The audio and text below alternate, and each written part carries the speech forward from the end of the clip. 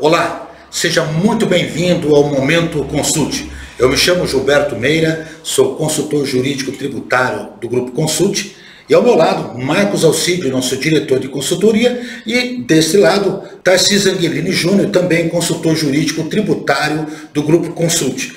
E, atendendo o pedido da nossa audiência, o Tarcísio está voltando aqui para nos trazer comentários complementares acerca da proposta de fiscalização que já está em marcha, na realidade, em relação aos produtores rurais aqui no Paraná, sendo que é um projeto piloto. O que nós temos a complementar sobre esse assunto, Darcy? A grande dúvida dos produtores e, enfim, da audiência foi em relação a de que forma se poderia realizar uma medida preventiva, uma medida prévia à fiscalização da Receita. E eu, aproveitando também o tema, Gilberto, eu avancei um pouco mais. Já vou abordar também a fase administrativa, quando já há um auto de infração lavrado, e eventualmente até uma execução fiscal, que é uma etapa posterior, mas é que é importante.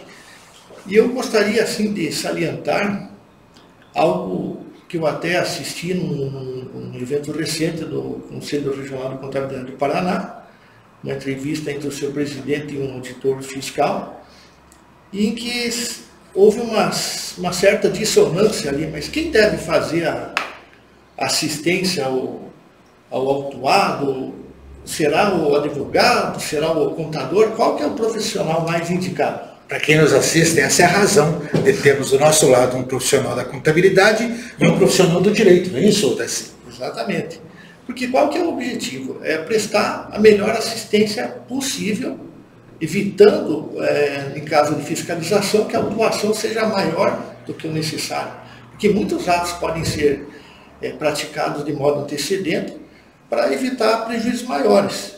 E não há óbice algum a que o contador atue ao lado do advogado. Assim como na área ambiental, é fundamental que o advogado atue ao lado de um engenheiro florestal, de um agrônomo, de um mineirólogo, que seja, porque isso vai ampliar as chances de defesa, vai aumentar a probabilidade de êxito, seja na esfera administrativa ou mesmo na judicial.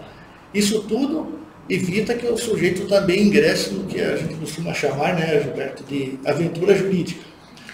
Para essa aventura jurídica entra a importância do trabalho contábil, né, Marcos? O que a gente poderia falar para a nossa audiência sobre a importância desse trabalho da contabilidade?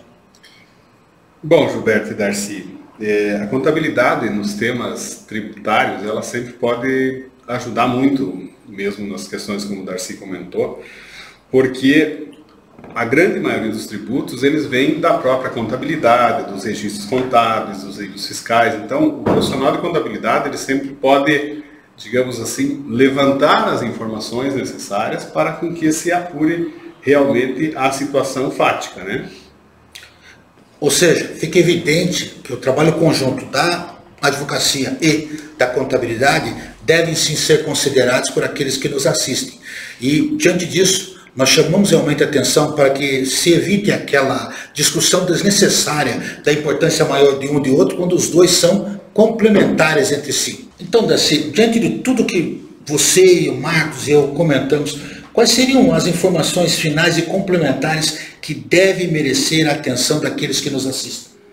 Quem é leigo talvez fique em dúvida a respeito mas por que os dois? Eu vou partir só com um exemplo prático. Quando um auto de infração é lavrado, o advogado ele vai analisar os aspectos, por exemplo, formais do auto de infração. A decadência, já não passou do prazo para a constituição do crédito tributário, há alguma ilegalidade ou inconstitucionalidade presente, são questões de direito que não são afetas à profissão da contabilidade. Ele até pode conhecê-las, mas o seu dia a dia não está voltado a essa tarefa. E o contador ele pode exercer um papel fundamental para o esclarecimento dos fatos, porque tanto na esfera administrativa quanto na judicial, Gilberto, nós podemos nos valer da perícia contábil. E um papel importantíssimo do contador